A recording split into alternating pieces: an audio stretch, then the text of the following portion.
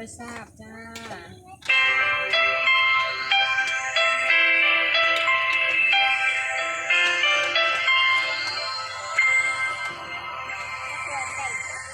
มีดาวบางดวงที่ฉันอาจอยากได้มันแต่ไม่ฝันให้มันหล่นมาให้ติดอยู่บนฟ้าคงดีกว่าฉันเอามา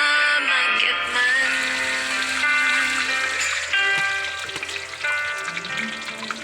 มีปลาบางตัวที่ฉันมองว่าสวยงาม